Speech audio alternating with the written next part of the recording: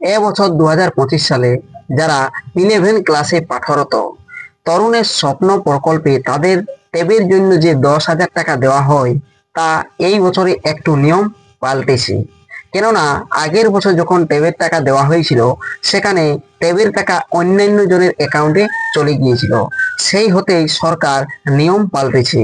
তাই কি কি নিয়ম পাল্টানো হলো, আর এই তরুণের স্বপ্ন প্রকল্পে কবে টাকা পাবেন, কি কি আপনাদের ডকুমেন্ট জমা করতে হবে, ফর্ম কোথায় পাবেন, এমনকি ফর্ম কিভাবে ফিল আপ করবেন, তা আমি এই ভিডিওতে আপনাদেরকে বিস্তারিত বলছি। ভিডিওটি শেষ পর্যন্ত দেখুন। আর এই চ্যানেলটিতে নতুন হয়ে থাকলে চ্যানেলটিকে সাবস্ক্রাইব করে রাখবেন আর পাশে থাকা বেল আইকনটি ক্লিক করে দিবেন যাতে পরবর্তী নতুন ভিডিও নোটিফিকেশন পেয়ে যান। তাহলে দেখতে পাচ্ছেন যে এই যে দুটি ফর্ম রয়েছে, এই দুটি ফর্ম আপনাদের এবার ফিল আপ করতে হচ্ছে নতুন নিয়মে। আগে কিন্তু এই দুটি ফর্ম ফিল আপ করতে হতো না। একটি ফর্ম রয়েছে এনেকচার অ্যাপ আর একটি সেলফ ডিক্লারেশন। এই দুটি ফর্ম আপনাদেরকে নতুন করে এবছর ফিল আপ করতে হচ্ছে। এটা কিন্তু আগে ফিল আপ করতে হতো না। যেহেতু টেবিল টাকা অন্যান্য লোকের বা অন্যজনের অ্যাকাউন্টে না যায়, সেই হতেই এই পন্থা অবলম্বন করছে সরকার। তাই আপনারা কিভাবে এই দুটি ফর্ম ফিল আপ করবেন তা আমি এই ভিডিওতে আপনাদেরকে দেখাচ্ছি। ভিডিওটি শেষ পর্যন্ত দেখুন।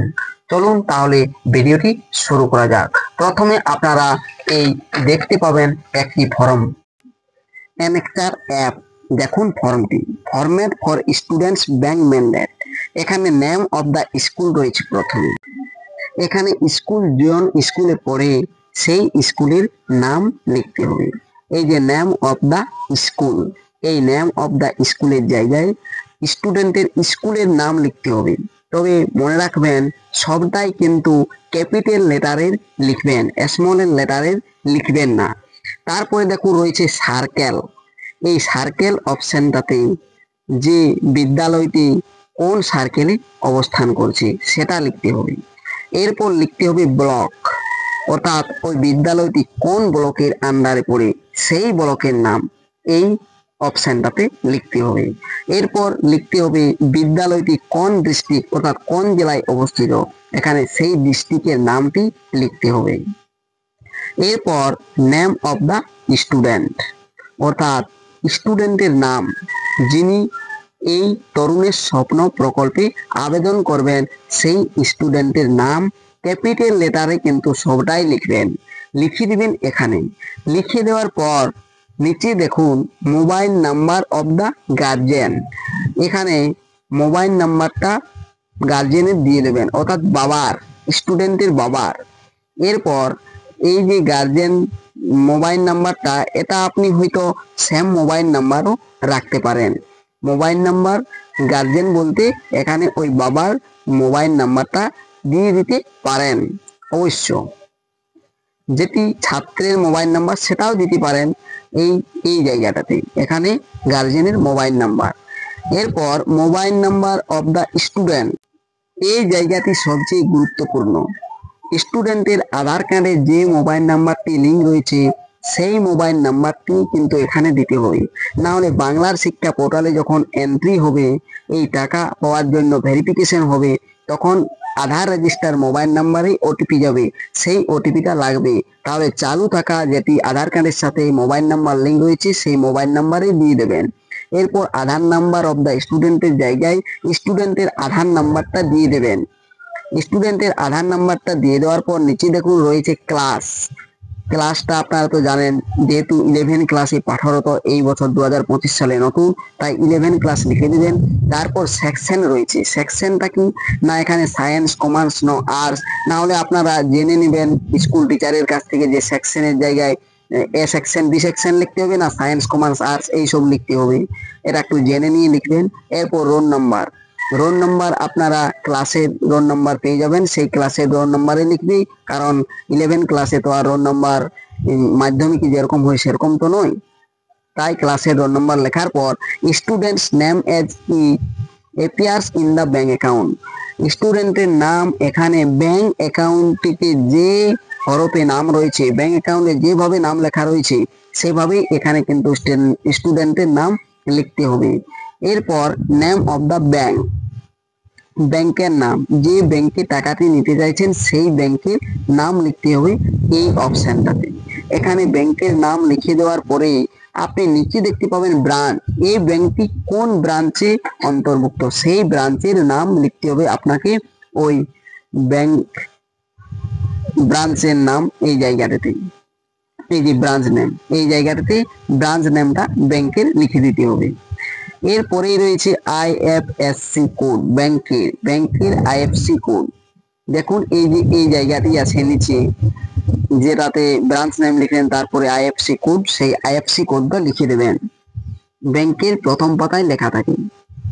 আইএফসি কোড লেখার পর নিচে যাবেন, আপনারা দেখতে পাবেন এখানে এই যে ব্যাংক অ্যাকাউন্ট নম্বরটা লিখে দেওয়ার পর এখানে কি করতে হবে না, ব্যাংক পাসবইয়ের উপরের পাতা আর আধার কার্ডের জেরক্স আপনাকে এই ফর্মটির সাথে অ্যাটাচ করতে হবে, সেটাই লেখা রয়েছে। দেখুন এইখানে ক্যান্সেল চেক অথবা ব্যাংক পাসবুক এবং আধার, এই জায়গাটিতে এইগুলো আপনাকে এই ফর্মটির সাথে জুড়ে দিতে হবে।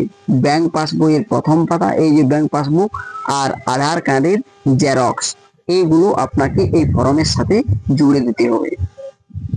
আর যদি ব্যাংক পাসবুক না দেন ক্যান্সেল কপি এটাও দিতে পারেন, ক্যান্সেল চেকের কপি। এরপর ফুল সিগনেচার অফ গার্জিয়ানের ফুল সিগনেচার, এখানে বাংলা ইংরেজিতে যেটা সই করেন সেটাই করতে পারেন, এটা যে বড় হাতের লিখতে হবে এমন কোনো নয়। ফুল সিগনেচার অফ দ্য স্টুডেন্ট, এখানে ছাত্রের সই সাইন যেভাবে লিখতে পারে সেভাবেই। এরপর নিচে রয়েছে আই শ্রী শ্রীমতী, এই আই শ্রী শ্রীমতী এই ঘরটাতে এখানে প্রথমে লিখতে হবে বাবার নামটি।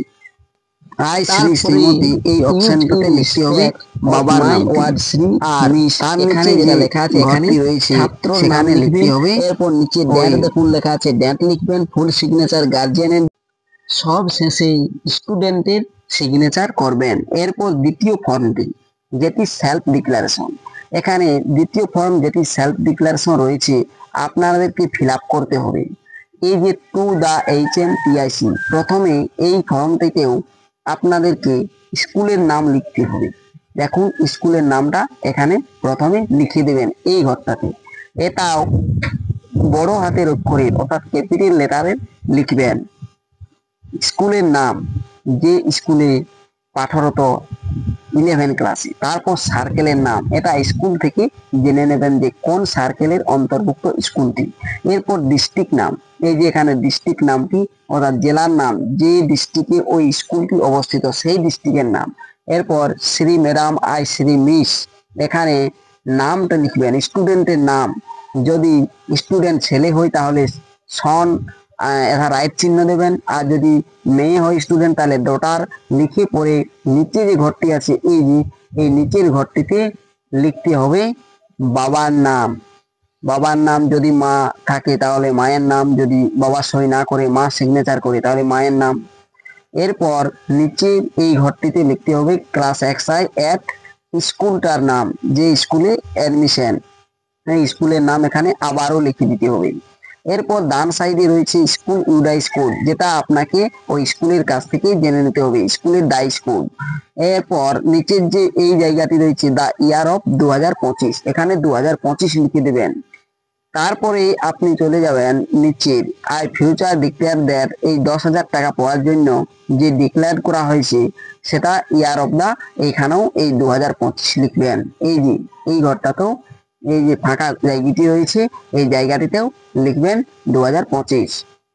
এরপর রয়েছে ব্যাংক ডিটেলস, এটি গুরুত্বপূর্ণ জায়গা, ব্যাংক নেম লিখতে হবে যে ব্যাংকে টাকাটা চাইছেন, তারপরে ব্রাঞ্চ নেম লিখতে হবে, ব্রাঞ্চ ব্যাংকের ব্রাঞ্চটা।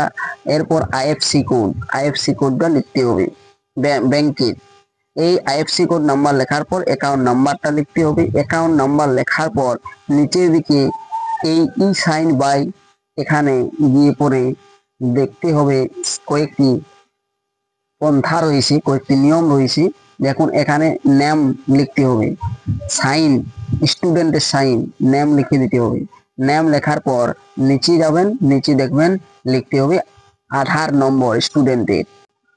এই ফর্মটি স্কুলে পেয়ে যাবেন, যার যে স্কুল রয়েছে সেই স্কুল থেকে কালেকশন করে ফর্মটি ফিল আপ করে এর সাথে অ্যাকাউন্ট, প্রথম পাতার জেরক্স, আধার কার্ডের জেরক্স, এমনকি আধার কার্ডে যেন মোবাইল নাম্বার লিঙ্ক থাকে, আর ডিবিটি থাকলে আরো ভালো হয়। এগুলো দিয়ে সমস্ত কিছু ডকুমেন্ট দিয়ে আরো জেনে নেবেন যদি স্কুল আরো কিছু চাই, এগুলো জমা করবেন। জমা করার পর পরের মাসের প্রথম সপ্তাহের দিকেই দেখবেন টেবিল 10,000 টাকা অ্যাকাউন্টে চলে এসেছে।